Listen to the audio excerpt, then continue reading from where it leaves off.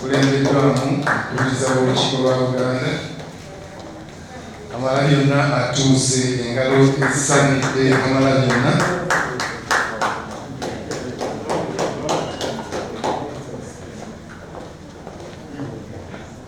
twaniriza Kasuubi ne bonna baalisalawo. Katutandike ekitiibwa kya Buganda. Twesimye nnyo Buganda yaffe, ekitiibwa kya Buganda kyapa dda n'engolafo.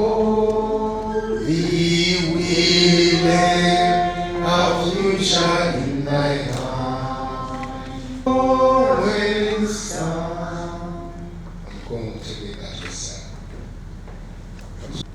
eggwanga lyaffe Uganda awamu n'ensi yaffe Uganda. Kabaka waffe mubeekana ne byonna tusabe ku Katonda ayinza byonna. Ekitiibwa Patrick Luwaga Mugombole, omukululiza w'olukiiko lwa Buganda, minisita wa Ssaabasajja w'emirimu egy'enkizo, naye talutumidde mwana ate nga y'okubeera emu ku zisinga mu kitundutundu kya Africa eky'omu Maserengeta, naye talutumidde mwana. Kama wange katusabe Oweekitiibwa David FK Mpanga.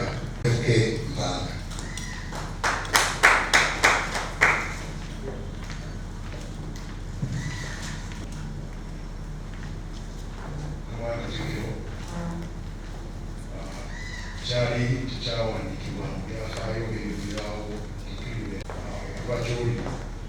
Mukama wange batukulembeddwamu Oweekitiibwa Kiwanda Suubi ayambadde akakokolo akaggaddewo ne bagamba Buganda ew'Omongoli nesobola kutegeera bulungi. Olwekyo saagala kubakola mistake ng'enyanjule nga bwanfaanidde ate nga muntu mulala.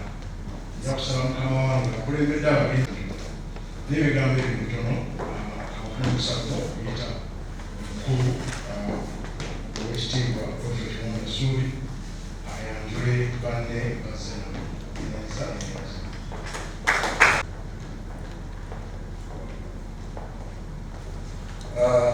Oweekitiibwa Katikkiro tubatiikiriza okugamba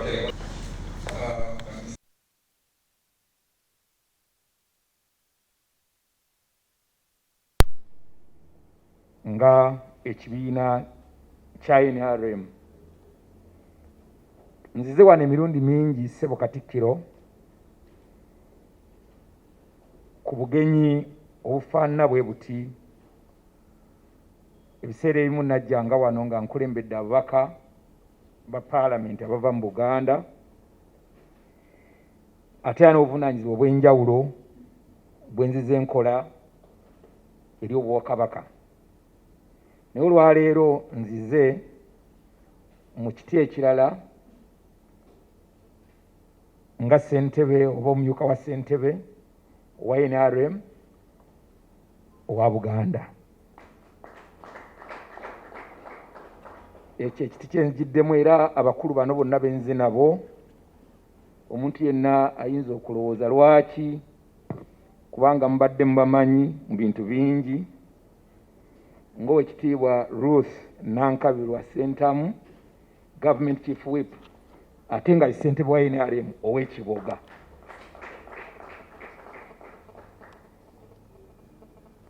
Ate okubeera Government Chief Whip kimufuula okuba nti atuula akakiiko ku ntikko aka Central Executive Committee. She's a member ku Central Executive Committee by appointment as the minister in charge of Government Chief Whip. Oweekitiibwa Right Honourable Margaret Nantongo Ziwa, jjajja wa Buganda eri speaker waffe mu East Africa ye flag bearer waffe akutte flaga yaffe oba bendera yaffe y'ekibiina kya NRM mu constituency empya eya Nakawa West. Muwala we yaddako ye Hajati Farida Nambi. Nambi yakutte bendera ya NRM e Kampala. De bendera e Kampala district nga woman member of parliament. Munabadde nzija nazze ne muwala wo Kirumira Luka oyo yakulira ba veterans mu bendo ly'essingo. Ye ssentebe wa NRM owa district ye Mukono ate era yatwala bendo coordinator wa district singa nnya mu kibiina kyaffe kya NRM. Omukulu oyo omulala ye Shafik Mwanje owa Bukomansimbi ate era yatwala coordinator wa district mwenda. Mbako ennyo ssebo Katikkiro olunaku kyotukubiriza ng'era otugamba nti abantu beenyooma nnyo ne Shafiki talaba kasuka ng'azaalibwa mu Bukomansimbi ndowooza akoma we. Ye nannyini essomero lya Excel Vocational Institute eriri e Matugga e Kalule ate era n'amasomero mangi nnyo og'oliko obwannannyini ne bizinesi endala nnyingi nnyo z'akola. Era okweyanjula nga abaana b'awaka tumanyi naye nayise ne baganda bange bano ne bannyinaze okujja okwanjulira obwami bwe twakatuukako ng'abaana ba Kabaka. So omukulu waffe nesimbawo mu kalulu nga bw'omanyi nti bulijjo mbadde ndi mu bululu nesimbawo kaali kakukulembera kibiina kya NRM ku mutendera ogw'akakiiko ak'okuntikko ak'ekibiina kino. Nesimbawo n'abalala baganda bange nga 5 naye ennaku z'omwezi nga 2 omwezi ogw'omunaana ne bannangirira nti mu Uganda yonna nali mpangudde district 10 ezanteekamu obwesige okubeera nti nze ssentebe vice chairperson wa NRM atwala ettundutundu lino erya Buganda tuyita Buganda region mu constitution yaffe. Ekyenjawulo ekiri kalulu kano sewo mukulu waffe nti newankubadde oba vice chairman w'ekitundu ekimu niye okubibwako akalulu Uganda yonna. Kikufuula in that national nature kubanga ab'Ekisoro, ab'e Kabong, aba West Nile, ab'e Teso, aba Bukedi, aba Nkole n'abalala bonna bakubako akalulu. Ti mukama wange nkusaba bw'oba onabye ku mukama waffe Ssaabasajja Kabaka omugambe nti omwana wo Kiwanda ate kati yakulembera NRM mu ttundutundu lino lyonna mu Bwakabaka bwonna obwa Buganda kwe gye tuyita Buganda region mu constitution. Ssebo twagala okwebaza ng'ekibiina emirimu gyonna gye tukoledde awamu ate era bwe nabadde ndowooza mu kujja wano waliwo ebintu bye nalowoozezzaako ebitufaanaganya ennyo eri gye tuweerereza nga abaana ba Kabaka naye ate neena awaka mu Bwakabaka waliwo ebintu bw'obitunuulira ebifaanagana. Mu pata yaffe eya NRM tulina constitution gye tutambulirako era twakuleetedde kopi mukama wange gye tujja okukwasa kuba tumanyi nti oli musomi wa bitabo. Tulowooza nti ojja kufuna ekiseera osomeko mu constitution yaffe ey'ekibiina kya NRM. naye tulina emiramwa ena ze tuyita core principles ze tutambulirako. Bwe nabadde nzifumiitirizaako nalabye okufaanagana kungiku wakati wa NRM nga pati n'engeri obwakabaka bwa Buganda gye butambuzaamu emirimu. Ekisooka, omulamwa gaffe omukulu ennyo gwe tutambulirako mu Luzungu tuguyita patriotism. Bwe tunywa obwakabaka bwa Buganda, engeri gye butambuzaamu emirimu etaliimu kusosola mu bantu, mu mawanga, mu madiini ne mu kikula ky'abantu, tulaba ng'omulamwa guno gufaanaganira ddala wakati w'ekibiina kye tuweerereza mukulu waffe ekyaffe ekya NRM n'obwakabaka bwa Buganda. Era tuwulira nti twenyumiriza nnyo mu kino kubanga ffe gye tuweerereza eyo tukkiririza mu nkola ey'abantu bonna n'obusobozi bwabwe nga tetubasosodde nti ekibiina kino kirina kubeera kya muntu nga wa ddiini gundi oba wa ggwanga gundi. Kamange kitwala nga kikulu nnyo. Ekirala ekikulu ennyo kye tulaba era ekifaanagana y'engeri ekibiina embeze okuviira ddala emabega mu struggle. Olutalo luno ekibiina kino kyazaalibwa wano mu Buganda. Olutalo lwalwanibwa NRM lwali lusimbe nnyo amakanda mu Buganda wano.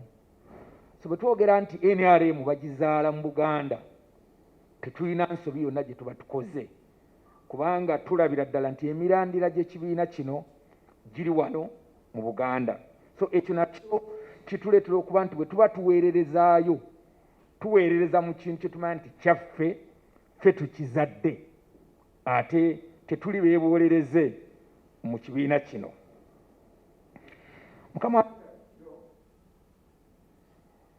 bwe tunulya era engeri ekibiina kino gye kijja okuva mu musaayi, mu ntuuyo, tuyita out of sweat and blood,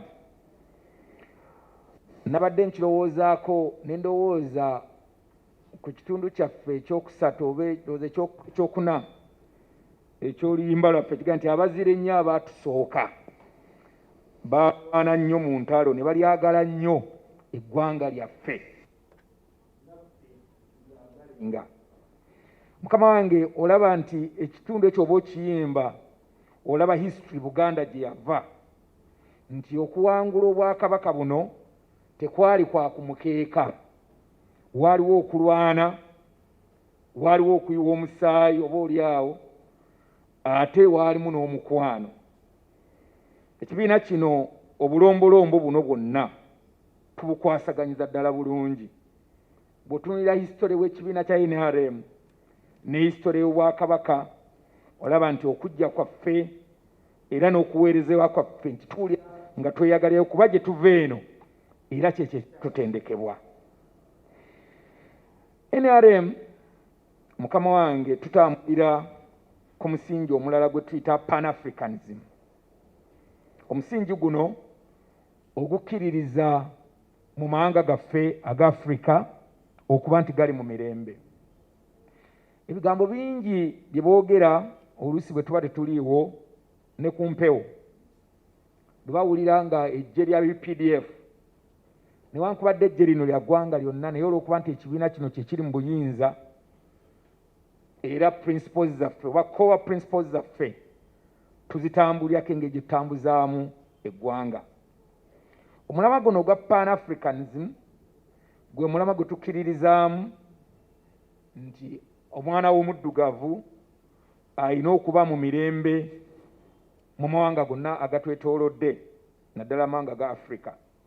Mukama Katikkiro era bw'osanga ebigambo ebyo oluusi n'owulira nti lwaki UPDF eri Somalia, lwaki UPDF ogiwulira nti mwabadde South Sudan, tetuliyo obubeezi nga bakalintalo, naye eyo core principle yaffe ey'okulowooza ku mawanga agatwetoolodde aga Africa naye ng'ate tusookera agatwetoolodde kuba tulowooza nti nga Uganda abantu bo ab'e Butambala ab'e Ssingo ab'e Buleme Ssaabasajja Kabaka bwe gaba nga galina bigakoze okugeza okulima kasooli gwe tulima kati mu kiseera kino n'amatooke tukyasobola galya ne tugamalawo nga Buganda twetaaga obutale ate mu mawanga agatwetoolodde ng'ate amawanga ago tegasobola tugulako okuggyako nga gali mu mirembe kyova olaba twenyigira mu kuleeta emirembe mu mawanga agatwetoolodde not just ntuli selfish ntwagala kutundayo butunzi bintu byaffe naye ate nga omulamwa omukulu gwe tutwala mu pati yaffe ogwa Pan-Africanism. Omulamwa ogwokusatu ye social economic transformation mu Katikkiro. Omulamwa guno mutwalira gulimu amatabi abiri. Ettabi erisooka ly'ettabi ery'okuleetawo enkulaakulana, emisingi egisobozesa abantu okukola emirimu mu lutunzi bayisenga infrastructure, omuli enguudo, omuli amalwaliro, omuli amasomero n'ebintu ebirala bingi bye tutwalanga enkulaakulana. However, mu ttabi eryo lyerimu mulimu ate kye tuyita obugagga mu lirimu ya social economic transformation. Naye tutunuulira engeri obwakabaka gye bukolamu emirimu mu puroguramu za wano ez'enjawulo okuviira ddala mu puroguramu ezibadde wano eya Bukadde puroguramu zaffe ezigenze zijja tulina okufaanagana kunene nnyo Powesa, Mwanyi Terimba, Nkumbi ku bbega. Ebyo byonna Mukama wange obyogerera eno naye obeera mu mulamwa wakati era ffe tusigala eri nga tukuba mu ngalo nti twagenda mu kibiina ekikwatagana obulungi n'obwakabaka bwaffe kubanga obwakabaka bwaffe gino gy'emirimu gye bukubiriza abantu. Mu ekyo mmanyi nti oba bukubiriza abantu ba Buganda mu maka okuba n'emmere emala, okulima emmere ebamala okulya, ate era n'okusigaza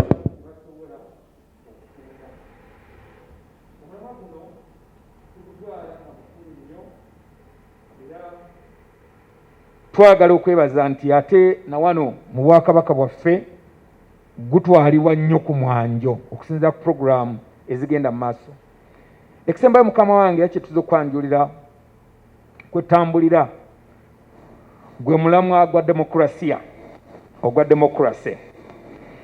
Ennaku ezo tubadde mu kalulu Mukama wange era wakalaba era tulina n'obubaka bwe twawulira bwe wayogera ng'oyogera kano ketwali nako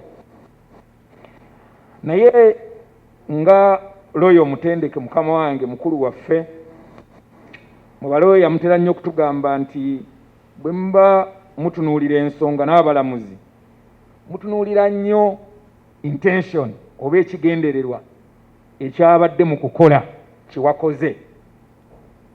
Abantu bangi obawulira nga yasse omuntu naye baga nti teyasse nekyabadde manslaughter kati nga yamusse nti bw'ogereegeranya embeera nga bwe yali nti yali tagenderedde kukola ekyo naye kyajjidde either accident oba n'ebintu ebirala bingi. Mukama wange bye walaba ebimu byogerako era bye twatwala nga bikulu nnyo mu kalulu kaffe ako twali tugezaako okutuukiriza omulamu ogwo ogwa demokrasiya oba core principle ya demokrasiya naye mu kugituukiriza twasangamu ebizibu era tuze tubisinkana ebbanga ddene naye ng'ekigendererwa kyali kyekyo.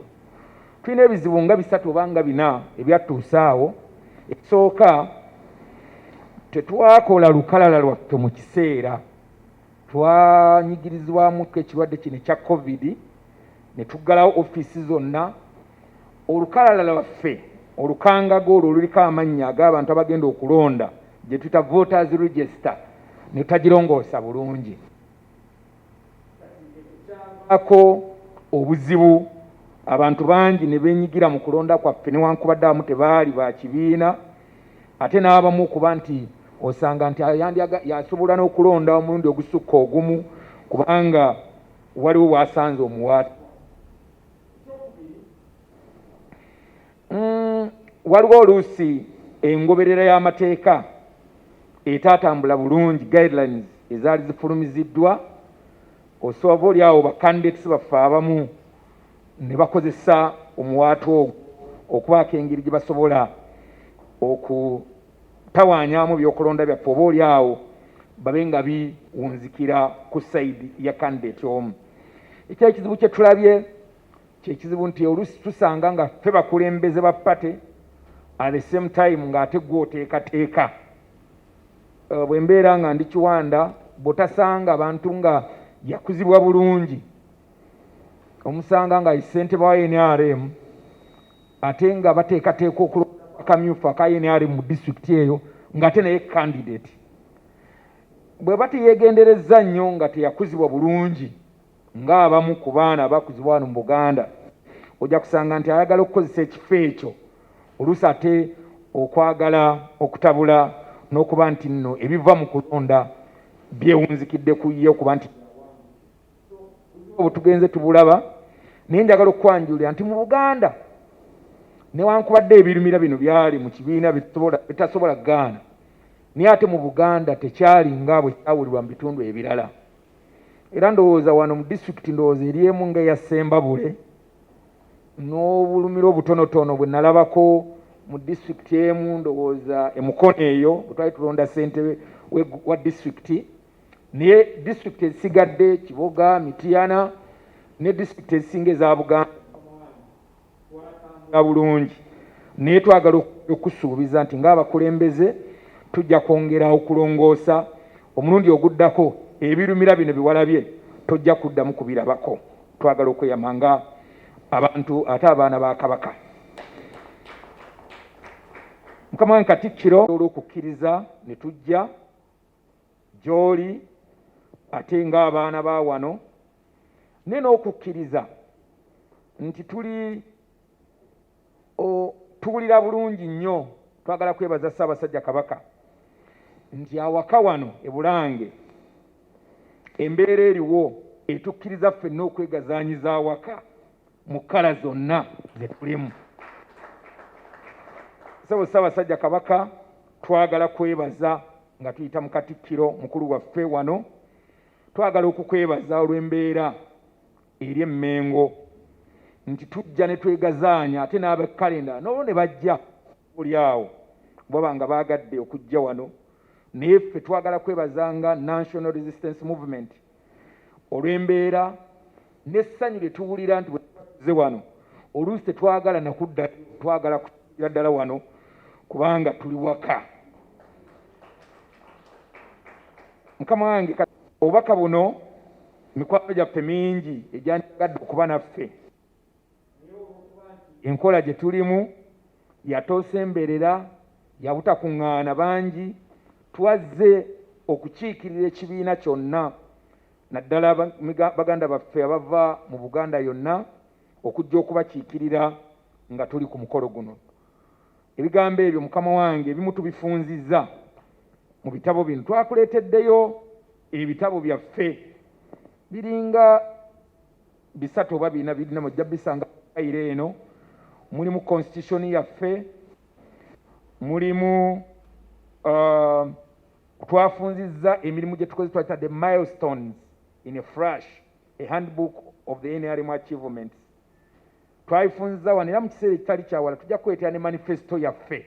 Manifesto yaffe tennafuluma ey'ekibiina kya NRM, naye ndowooza mu wiiki singa 2 bw'eneeba efuluma era tujja kujja wano okutegeeza bye tugenda okukola mu myaka 5 egigenda okuddako. Kama wenga maliza njagala okukwasa fayiro eno ne bannange bano mujje wano kumpimpiko wadde mu ngeri eyatonsemberera okukwasa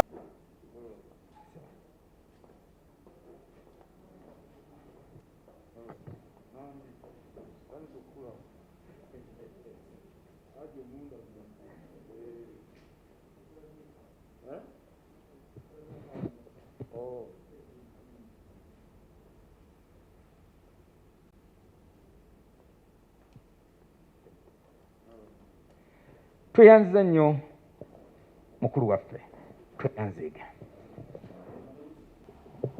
Omuzindaalo bagufuuyidde bulungi gwonna na wano nange ne banfuuyira leeta eddagala twongerewo kuba njagala kujja ku kakookolo abatandabangako bandabe bulungi ne muwala wange oli ow'omutima anneetegereze bulungi saagala balowooze nti Katikkiro tagondera biragiro by'abasawo egamba onoonna kati njagala nkajjeko mumpulire bulungi ne b'oyise nabo be watwanjulidde mu abasatu abasooka wano mbamanyi bulungi mu buntu okumala ebbanga ddene awo nno sibaaniriza bwaniriza ng'abakulembeze mu kibiina kyammwe naye mbaaniriza nti mbamanyi okumala ebbanga ddene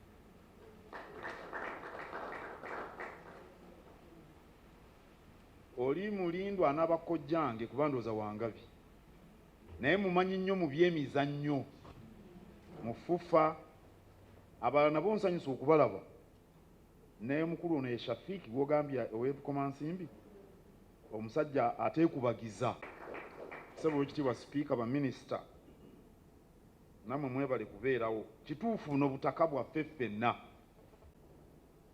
era Bulange buli Muganda na buli yenna assa mu Kabaka ekitiibwa na buli yenna assa mu nnono ya Buganda ekitiibwa ebeera njuye bubeera butaka bwe era buli mwana wa Kabaka alina eddembe okulamaga ku butaka wano ku Bulange Mengo. Bulange eringa kereziya oba essinzizo buli wanzikiriza ow'essinzizo eryo agendayo awatali kufa ku ndowooza y'abo ababa bagenzeeyo. Awo nno aba NRM abategeera Kabaka n'ennono mbaaniriza.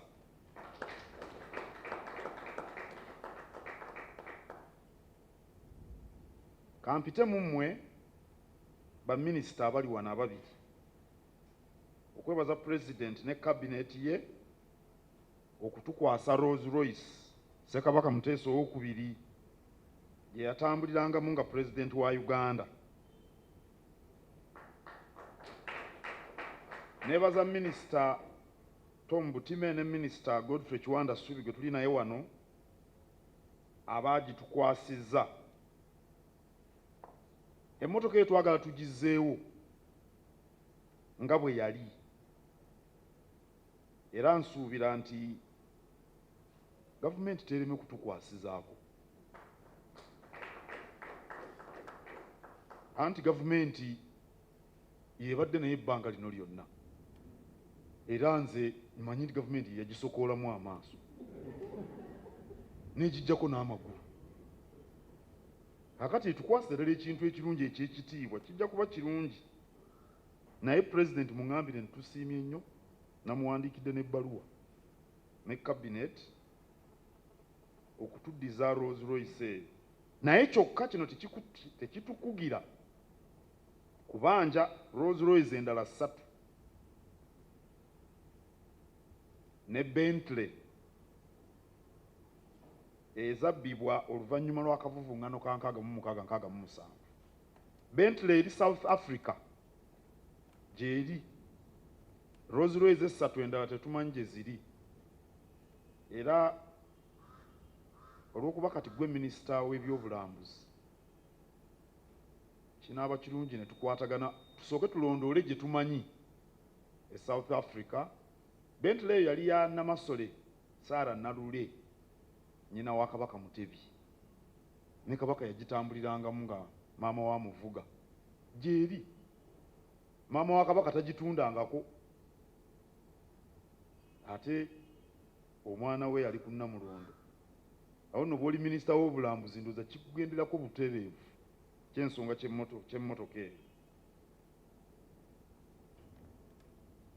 Nsanyuse nnyo okuwulira ebyobufuzi bye mulimu nga mu aba NRM. Okusooka nkukulisa okulondebwa ng'omumyuka wa ssentebe wa NRM atwala Buganda. ate n'abakulu bano ababiri nabo ndowooza abasatu n'oli ndowooza baabasunsulamu okukwatira bendera ye NRM gye mu bitundu gye mwagala obukulu bye mwagala okukiikirira. Ne Haji Kigongo mumanyi bulungi bangambye yazaala omukyalo oli. Nja kumumanya naye mu abasatu mbamanyi nnyo. Bakiwadde munnange si bwe bujja. Awo nno mbakulisa obuwanguzi. Era tubataddeko amaaso okulaba nti mutambuza bulungi ensonga ezo ez'abalondesezza. Nkwebaza okumpa ebiwandiiko ebirimu enteekateeka z'ekibiina kye muwagira. Era nja kubisoma. Era nkwebaza olw'ebyo by'oyogedde ebibadde mu kalulu mu kamyufu naddala ak'ekibiina kyammwe ekye-NRM. Era ddala nze wano nfuna obubaka bungi nnyo okuva mu bantu ab'enjawulo obulaga obunkenke olw'obusambattuko bw'ebyobufuzi. Ffenna twalaba ebikonde, ensambaggere, kugwaŋŋana mu malaka, emmundu n'okutta abantu doza 5 poliisi be yayogerako abaafiira mu kamyufu ak'NRM. Abeesimbawo bangi baalabibwa emisana ttuku nga bagabira abalonzi ssente basimba lunyiriri ng'abagenda okusembera. Oli n'ayimirira wali n'akwata akamoome bw'ayuzaako bw'awoono n'ayitawo bw'ayuzaako emisana ttuku.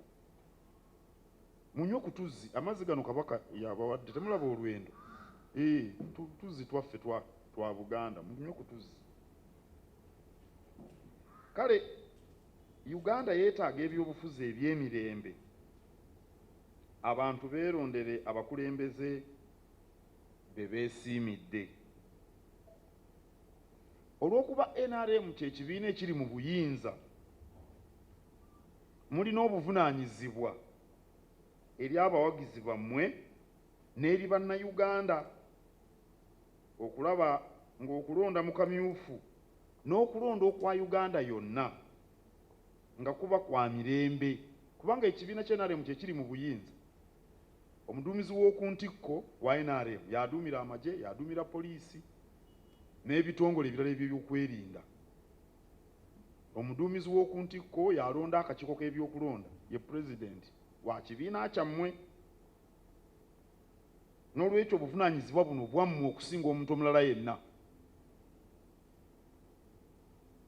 Era kambabuulire nga mwe muli abantu abakulu abawaggulu mu kibiina, nze nga bwe ndaba ekivaako obusambattuko mu kulonda munda mu bibiina ne mu ggwanga lyonna. Ekivaako obusambattuko lwakuba abalonzi tebalina bwesige mu abo abalondesa, kyekivaako obusambattuko. Ate era n'embeera yonna ey'okulonda babeera tebagirabamu mazima na bwenkanya. Okyogeddeko nti oli ye ssentebe w'ekibiina ate naye yeesimbyewo avuganya n'oli oba kale omulonzi alina okulaba amazima n'obwenkanya mu nteekateeka yonna alyoke agyesige. Eyeesimbyewo bw'agaba ssente emisana nga tewali amugambako, ababala obululu bwe balaga kyekubiira ataliiko na kuwannaanya. Waliwo bwe bagambye nti oli yabaza abantu emirundi 5 naye abantu tebalinga bululu, kubanga oludda luno waliyo abantu 1, 2, 3, 4. Kati obabala otya emirundi 5?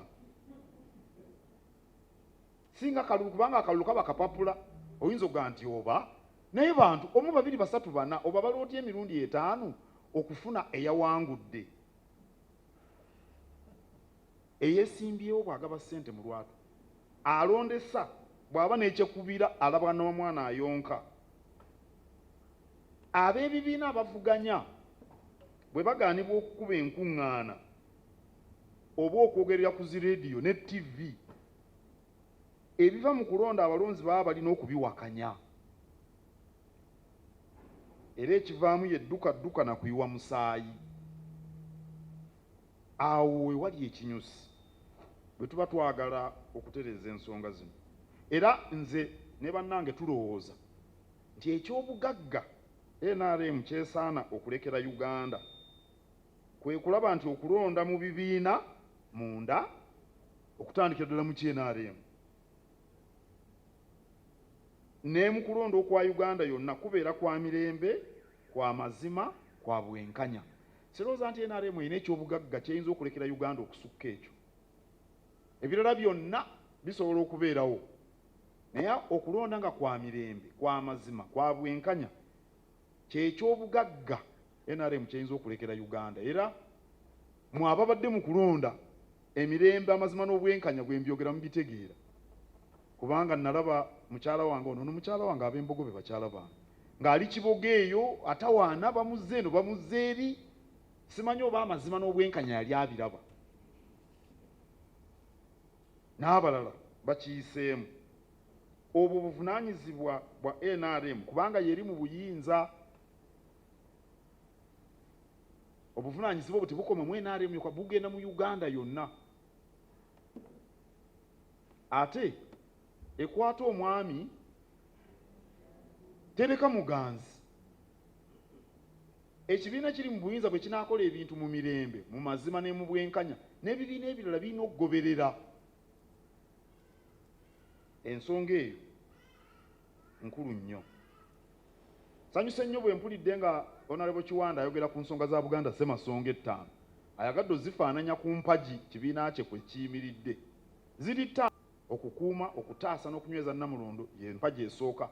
Mulimu ennyingo endala nnyingi, ensonga z'ebika, obuwangwa, lulimi. Ssemasonga ey'okubiri bwe kugaba n'obuyinza mu nkola eya federo. Ssemasonga ey'okusatu kwe kukuuma ettaka n'ensalo za Buganda, kubanga Buganda erina weeyita. Na bonna abajja baagisangawo ng'erina weeyita, ng'erina n'ensalo. Ate ettaka kkulu nnyo mu Buganda kuba ennono zaffe mu ab'Effumbe muva Bakka mu Busiro, ab'Embogo bava Mugulu mu Ssingo, ab'Enkima bava Bira mu Busiro, ab'Engabi bava Mawokota e Buwanda. E Buwanda bwe boogera Buwanda si Ngombo, Mutala kyalo. Era singa ab'Emugulu tebalina ttaka eryo nti ab'Embogo bwe bava, banaagamba nti obutaka bwaffe buli luddawo. Ettaka mu Buganda tekikoma ku kuzimbako mayumba, kiri ku nnono. Ye Ssemasonga ey'okusatu okukuuma ettaka n'ensalo za Buganda. Ssemasonga ey'okuna kwe kukola obutaweera, mwe muli by'obadde oyogerako eby'enkulaakulana, okunoonyeza abavubuka emirimu, ebyenjigiriza, ebyobulamu, ebyobuyiiya. Ne Ssemasonga ey'okutaano obumu. Nze ndi Mukatoliki, gwe oli Mukristaayo, oli Musiraamu, Shafiiki. Tulina okukolera awamu. Omuwa NRM, omuwa DP, omuwa UPC, omulala wa People Power, balina okukolera awamu. Kale twagala mmwe ab'ebibiina muveeyo mutubuulire engeri Ssemasonga 5 bwe munaaziteeka mu nkola, mu nteekateeka zammwe. Ffe tetuwanda kudusu ku muntu, kuba bonna baana ba Kabaka, naye twagala omwana wa Kabaka aveeyo nti nze Ssemasonga 5 ngenda kuzitambuza bwe nti, tuzikutte bwe tuti. Kuba nabagambye nti buli omu assa mu nnono yaffe ne mu Kabaka ekitiibwa tumwaniriza. Kakati Kabaka alina ensonga Ssemasonga 5. Bw'oba oli mwana we mulungi ogenda zissa otya mu nkola. Twakubaganyanga nnyo ebirowoozo ku federo ne Honorable Margaret Ziwedde eyo, era akimanyi bulungi. Nabagambye nti nno tumanyiganye okumala ebbanga ggwanvu. Ssemasonga 5 mu bibiina baveeyo boogere. Kati abantu bo beesalirewo nti bano bazirambise bulungi era balabika bajja kutuukiriza. Ndabye wano aba television ezoogera Olungereza saagala mugende muntaputire byenjogedde muteekemu ebyammwe njagala mbyeyogerere ategeeza kino omanyi Olungereza lulimi luzibu ensonga eyo oba nayo tunaagikola tutya mwagaana okuteesa mu nnimi ennansi naawe ababaka ba paalamenti balaba Oluganda kumpi bonna balumanyi naye mwagaana mugenda ne muteesa mu Luzungu ne lulyoka lutawaanya abantu naye si bokka nagenda ne ŋŋamba nga Makerere ekizimbe kiyidde I trust government will support the vice chancellor to carry out investigations ekigambo trust ne kireeta omutawaana kati bw'oyogera trust mu ngeri eyo oba otegeeza nti nsuubira tekitegeeza nti oba neesiga naye nendaba omutawaana nti weesiga Olungereza muluyita lwangu nno ssebo buzibu kakati bino kambyeteere mu Luzungu baleme kugamba bano mulaba ono maasaana kuyiiyayiiya bigambo I welcome you here. Bulange is the home to every Muganda and everyone else who acknowledges the position of the Kabaka and also acknowledges Buganda's heritage. Whoever acknowledges the position of the king in his kingdom and whoever acknowledges in general the heritage of the kingdom is welcome to Bulange. So irrespective of political orientation, religious inclination, or nationality, all that acknowledge our heritage are welcome. On behalf of the Kingdom of Buganda, I express our appreciation to the President and his cabinet for the gesture of handing over the Rolls Royce that was used by Ssekabaka Edward Mutesa when he was head of state. We intend to have the vehicle restored to its original state, and we hope government will give us a helping hand since it was vandalized while it was in its custody. While we appreciate the gesture of returning the Rolls Royce to us, we still harbor the hope that the other 3 Rolls Royces and the Bentley, which belonged to the Kabaka's mother, which is in South Africa, can be returned to the kingdom as well. Uganda's electoral process, or the electoral process internally within the parties and at the national level, is marred with violence and bloodletting as witnessed during the recently concluded primaries in the NRM party. The tension and violence are caused by what is viewed as an uneven or outright irregular electoral process. If there is daylight voter bribery, if electoral officials are openly seen tinkering with voter results, if firearms are brought out to intimidate or even kill voters, in such situations, voters are likely to dispute the election results, either in the party primaries or at the national level. The NRM, as the ruling party, has a duty to its members and to the country to ensure peaceful, free, and fair elections. This should be done by instituting a credible electoral process, first in the party and then at the national level. And we believe that if the electoral process within the NRM party is peaceful, free, and fair, other parties will follow suit. In my opinion, the enduring legacy that the NRM party can bestow upon the country is to ensure peaceful, free, and fair elections in which the rights of all the candidates and the voters are fully ensured, protected, and respected.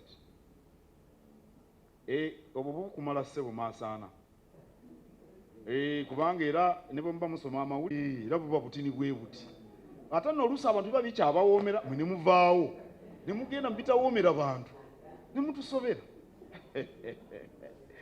naye bannaye ensanyu lwange luggule n'ab'ebyobufuzi abalala nja kubaaniriza nga baagadde mbasisinkana mbakubiriza tuleme kutyaŋŋana tuleme kuyombagana buli budde tuleme kuvumagana bw'oba tokkiriziganya ne Godfrey Kiwanda Ssuubi mugaye nti sikkiriziganya naawe naye leka kumuvuma kakati bw'onoomuvuma nakkiriza gwe by'omugamba tuleme kuvumagana tuleme kutiisagana na buli omu kwewerera munne tusisinkane twogeraganye tunywe ffenna otuzzi tuwaŋŋane amagezi kyekisinga kubanga eno ensi ffenna tugiryako makoola mwebala okujja katuyimirire tuyimbe ekitundu ekisembayo eky'ekitiibwa kya Buganda tuyimbe oluyimba lw'eggwanga oluvannyuma Mukama waffe Katikkiro tujja kufuna ekifaananyi mu maaso g'olukiiko otubunduguleko emikisa gyo era baffe omuku twesimye nnyo olwa Buganda yaffe ekitiibwa kya Buganda O Uganda, may God uphold thee with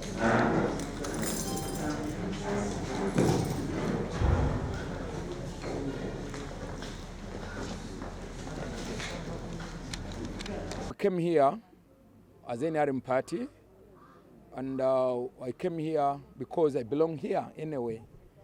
I'm a son of Uganda, so I came here, but also we came to share our core values as a party to the Buganda Kingdom. And in my speech, I mentioned the big and similarities between the core principles of NRM and the Semasonga Etano of Uganda. We talked about the socio-economic transformation, which is a very big core principle in our party as NRM, and we've shared this. And actually, we've also pledged our total commitment to work with the kingdom to make sure that the kingdom also fulfills and achieves the Nsonga Semasonga, and as also we achieve the four core principles of the NRM party.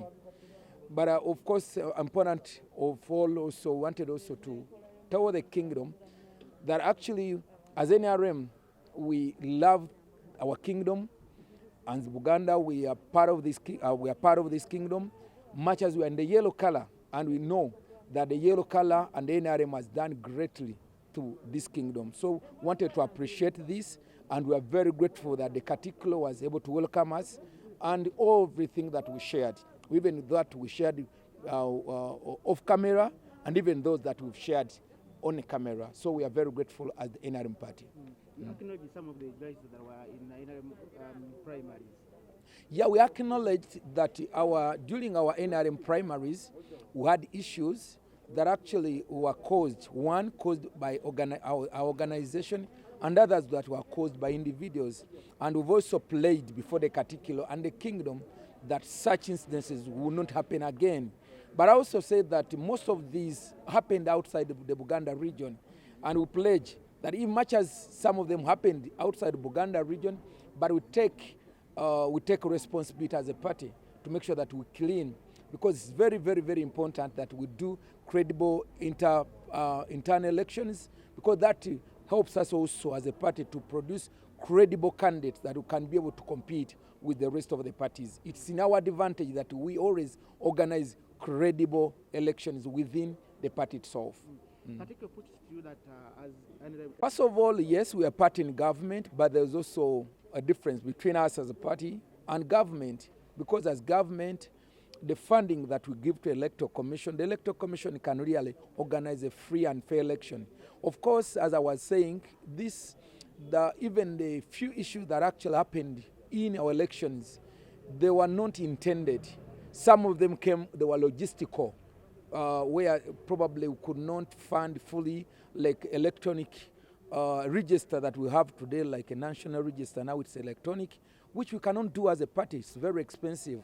But as government, our elections 2021 are going to be very peaceful in terms of organization, because I know the Electoral Commission has been fully funded to make sure that they organize a free and fair elections.